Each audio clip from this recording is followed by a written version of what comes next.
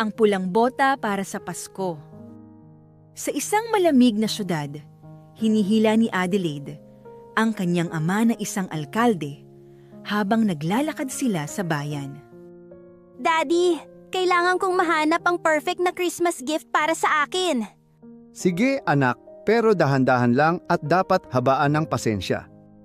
Habang naglalakad sila, napansin ni Adelaide ang isang maliit na shoe shop sa gilid ng kalsada. Ginoong sapatero, gusto ko ng pinakamagandang bagong sapatos. Pula, makintab, at bagay sa Pasko. Sasagutin ko ang halaga kahit magkano. Pero umiling si Hans, ang sapatero. Pasensya na po. Hindi na ako gumagawa ng bagong sapatos. Mga luma na lang ang inaayos ko. Sayang ang oras. Hahanap na lang ako sa iba. Siguradong may mas maganda pang shop kesa dito. Adelaide, hindi ganyan ang tamang asal. Hindi iyan ang diwa ng Pasko. Pag-alis nila, isang lalaki ang lumapit kay Hans. Pare, tinanggihan mo ulit ang isang mayamang customer kahit hindi ka naman busy. Ayoko sa Pasko. Hindi ako gagawa ng anumang regalo para sa okasyon na ito. Wala akong pamilya. Ug wala rin akong natatanggap na regalo. Sa labas, puno ng saya ang bayan. Pero si Hans, mag-isa sa shop, patuloy na abala sa sapatos. Habang papasara na siya, napansin niya ang batang babae at ang kanyang lola na dumadaan. Manipis ang suot nila at sira-sira ang sapatos. Tumingin si Hans pero binaliwala niya ito.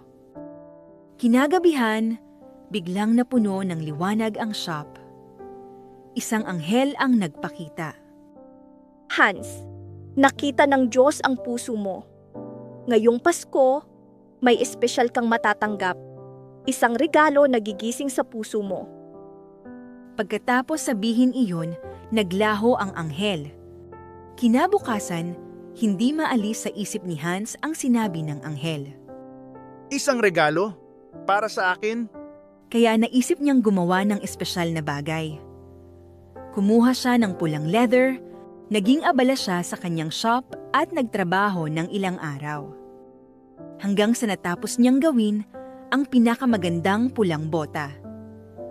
Inilagay niya iyon sa bintana, kumikislap sa ilaw.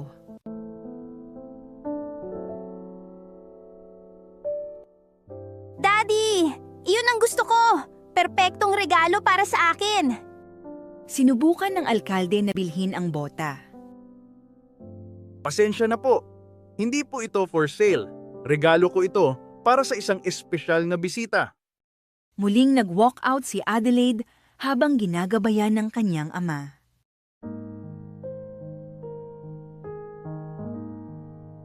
Pagsapit ng Christmas Eve, naghanda si Hans sa kanyang hapag. Umaasang darating ang special guest. May kumatok.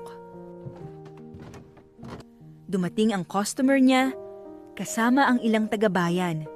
May dalang pagkain at wine. Maligayang Pasko, Hans. Sabi mo wala kang pamilya, kaya sabay-sabay na tayong mag-celebrate. Nagkwentuhan sila, nagkainan at kumanta. Matagal nang walang sigla ang bahay ni Hans, pero ngayon ay masaya ito. Pagkaalis ng lahat, napangiti si Hans.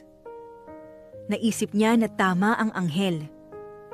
Dumating na ang regalo ng pagbabahagi.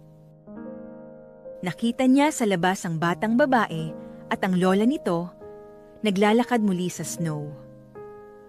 Lumabas si Hans dala ang pulang bota. Nanlaki ang mata ng bata at taos-pusong nagpasalamat.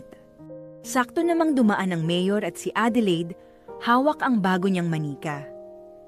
Pinanood nila ang batang tuwang-tuwa sa pulang bota. Anak, iyan ang tunay na diwa ng Pasko, ang pagbibigay ng pagmamahal lalo na sa mga nangangailangan. Napatingin si Adelaide sa bata.